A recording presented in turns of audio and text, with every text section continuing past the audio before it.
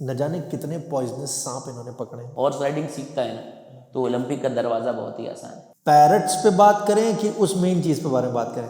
मेरा पर्पस हमेशा से एजुकेशन का, मेरे लिए जो मीनिंग है वो है ओवरऑल डेवलपमेंट, ओवरऑल बच्चे की ग्रूमिंग। लोग सुसाइड कर लेते हैं, आपने देखा होगा इस समय आजकल दिल्ली में भी चल रहा है, कोटा में है कि बहुत सारे बच्चे सुसाइड कर रहे हैं। जीत का मजा उसी को आता है ना जिसने बहुत सारी हार देखी हो।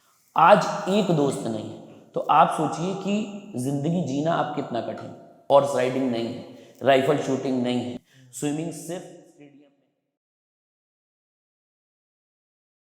क्या बात है। तो क्रिकेट आप अभी भी खेल रहे हैं? बिल्कुल। बात करते हैं आपके शौक की। ये घोड़सवारी कहाँ से आ गया, घोड़े कहाँ से खरीद लिए, किधर से अचानक, मतलब सब कुछ एकदम। मेरे लिए, जैसे हम चूंकि एजुकेशन फील्ड से जुड़े हुए हैं, तो मेरे लिए एक ये चीज़ बहुत इंपॉर्टेंट है कि हम एजुकेशन देना चाहते हैं। वो एजुकेशन सिर्फ और सिर्फ किताब की नहीं। मेरा पर्पस हमेशा से एजुकेशन का, मेरे लिए जो मीनिंग है वो है ओवरऑल डेवलपमेंट, ओवरऑल बच्चे की ग्रूमिंग। और विदाउट स्पोर्ट ये चीज़ नामुमकिन है, नहीं हो सकती। क्योंकि खेल हमको हारना सिखाते हैं।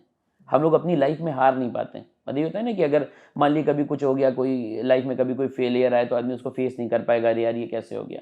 लोग सुसाइड कर लेते हैं, आपने देखा होगा इस समय आजकल दिल्ली में भी चल रहा है, कोटा में है कि बहुत सारे बच्चे सुसाइड कर रहे हैं। रीज़न ये है कि वो मेंटली और फिजिकली इतने मजबूत नहीं। और वो कैसे होंगे? वो स्पोर्ट्स से होंगे। हमेशा स्पोर्ट ना हम लोगों को एक जीने का तरीका सिखाता है, पंक्चुअलिटी सिखाता है, टाइम होता है, आपको इतने ओवर में डेडिकेशन है। खत्म करना है, इतने से इतने मिनट का कबड्डी का गेम है, फुटबॉल इतने से इतने मिनट का है, इतने इतने मिनट के हाफ होंगे। तो हमको मालूम है अपने गेम को हमको इस टाइम लिमिट में ख़त्म करना है, पहली चीज़। दूसरी चीज़, हम हारते हैं, वही इंसान जो मेरे अगेंस्ट है और हम उसको हराने के लिए सोच रहे हैं, गेम खत्म होने के बाद वो मेरा बहुत अच्छा दोस्त होता है। हम लोग सोशल होना सीखते हैं, लोगों से बात करना सीखते हैं। फिजिकली तो मजबूत होते ही होते हैं, मेंटली मजबूत होते हैं, हमारे सारे ऑर्गन्स बहुत अच्छी तरह काम करते हैं, बॉडी की फुल एक्सरसाइज होती है। फिर जीतना और हारना सीखते हैं। लाइफ में सिर्फ, हम कहते हैं कि लाइफ में ना जीत से कहीं ज़्यादा इंपॉर्टेंट हार है। जीत का मज़ा उसी को आता है ना जिसने बहुत सारी हार देखी होती है। आप हारेंगे, आप हारेंगे, आप हारेंगे, और फिर आप जीतते हैं तो एक अलग मज़ा होता है। आप याद करिए बचपन में हम लोग जब गेम खेलते थे मोहल्ले में, हम लोग लड़ते थे, लड़ने के बाद सब लोग अपने अपने घर चले जाते थे, लेकिन अगले दिन फिर आते थे, फिर मिलते थे। आज देखिए रिलेशनशिप कितना कमज़ोर हो गया। क्यों? क्योंकि अब बच्चे लगे हैं मोबाइल में, मोबाइल में खेल ले रहे हैं। मोबाइल में खेल रहे, गेम सब रह नहीं गए, मोहल्ले में लोग मिल नहीं रहे, सोशल नेटवर्क इतना कम हो गया है कि हमको याद है कि मेरे इतने दोस्त घर आते थे, मम्मी कहती थी कि तुम्हारे इतने दोस्त आते हैं, हमने लिस्ट बना करके रखी है, देख लो कौन कौन आया था। आज एक दोस्त नहीं है तो आप सोचिए कि जिंदगी जीना आप कितना कठिन, तब कितना आसान था। तो स्पोर्ट्स ये लाता है। तो मेरे माइंड में फिर ये आया कि वो चीज़ें जो बाराबंकी में नहीं है, कुछ नई चीज़ें, जैसे हॉर्स राइडिंग नहीं है, राइफल शूटिंग नहीं है, स्विमिंग सिर्फ स्टेडियम में है, बहुत अच्छी फैसिलिटीज़ अभी वहाँ पर नहीं है। तो हमको लगा हमको वो चीज़ें लेकर के आनी है, क्योंकि बच्चे के अंदर ज़रूरी नहीं है कि वो सिर्फ क्रिकेटर बन सकता है, हो सकता है उसके अंदर एक ऐसी क्वालिटी हो कि बहुत अच्छा फुटबॉलर बन जाए। सही बात है। जिस चीज़ का स्कोप सबसे ज़्यादा कम है ना, उस चीज़ में अपना करियर बनाना सबसे ज़्यादा आसान है। First movers advantage. First, MBA आज लाखों बच्चे कर रहे हैं, लाखों बच्चे। एक दरवाजे में लाखों बच्चों को घुसना है, मुश्किल है। लेकिन अगर बच्चा कोई हॉर्स राइडिंग सीखता है ना तो ओलंपिक का दरवाज़ा बहुत ही आसान है। सही बात है। हम लोग, ओलंपिक तो बहुत बड़ी चीज़ हो गई।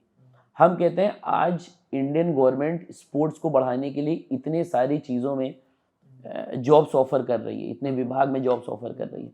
हम कहते हैं अगर बच्चा जॉब भी नहीं मिलती है, स्पोर्ट्स से रिलेटेड, स्पोर्ट्स जर्नलिज्म है हमारा, उसमें जा सकता है। स्पोर्ट्स से रिलेटेड कई सारी मैन्युफैक्चरिंग कंपनी है, स्पोर्ट्स से रिलेटेड बिजनेस है, रिटेल है। आप स्पोर्ट्स से जुड़ेंगे ना तो खुशी भी मिलेगी, आप हेल्दी भी रहेंगे और आप अर्न भी करेंगे। ये फील्ड बहुत अच्छी है। तो हमको लगा सिर्फ हम बच्चों को सिर्फ पढ़ा करके निकाल दें, इंपॉर्टेंट नहीं है। हम बच्चों के साथ कुछ ऐसा भी करें, उनको वो प्लेटफॉर्म भी दें कि बच्चे, बाराबंकी के बच्चे ना यहाँ से निकल करके दूर तक कभी भी जाएं। अगर यहाँ का बच्चा दिल्ली मुंबई जाए तो वो कह पाए कि मैं बाराबंकी से हूँ और हॉर्स राइडिंग मैंने करी। अब क्रिकेट हो गया, हॉर्स राइडिंग हो गई, स्विमिंग हो गई, पैरट्स पे बात करें कि उस मेन चीज पे बारे में बात करें? मेन चीज पर आते हैं तो ये सांप पकड़ना ये एक बहुत यूनिक सी चीज होती है। और मैं ये इससे पहले कि आप अपने बारे में बताएं, मैं बताऊं कि न जाने कितने पॉइजनस सांप इन्होंने पकड़े हैं।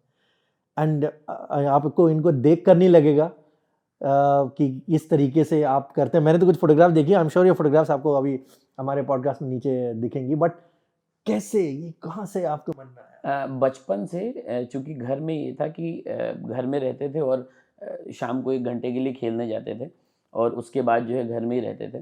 तो ये था कि घर में मेरे पीछे अमरूद के पेड़ वगैरह लगे हुए थे, तो वहाँ पर अक्सर सांप निकल करके आ जाते थे।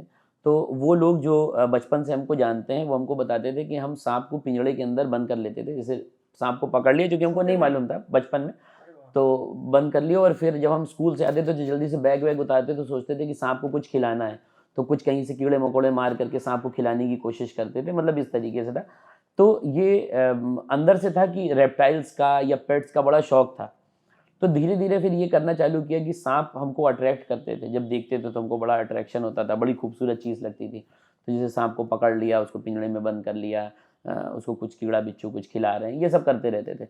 बिच्छू तक हमने पाला अपने घर में, तो ये सब करते रहते थे कि फिर क्या कैसे। फिर ये समझ में आया कि नहीं ये खतरनाक चीज़ है, मगर जो इंटरेस्ट था वो मेरा बना रहा इस चीज़ को लेकर के। फिर धीरे धीरे करके इस चीज़ का लगा कि स्नेक्स हमारे इन्वायरमेंट के लिए बहुत इंपॉर्टेंट है। जैसे मैंने आपसे पहले ही कहा कि मेरा विज़न बहुत ही क्लियर है कि मुझे सोसाइटी के लिए कुछ करना है। खुद के लिए तो मैं मतलब भर का कर लेता हूँ, सोसाइटी के लिए कुछ करना है। हमारे इन्वायरमेंट के लिए स्नेक्स बहुत इंपॉर्टेंट है, क्योंकि हमारी आज भी पूरे देश की 75% जनसंख्या खेती पर निर्भर करती है, और क्रॉप्स जो हमारी हैं उनको नुकसान करते हैं रैट्स। स्नेक्स हमेशा से रैट्स को खा करके इस बैलेंस को मेंटेन रखते हैं, हमारी क्रॉप्स को बचाते हैं। आप अगर देखिए तो सांप की हिंदू माइथोलॉजी में पूजा तक होती है।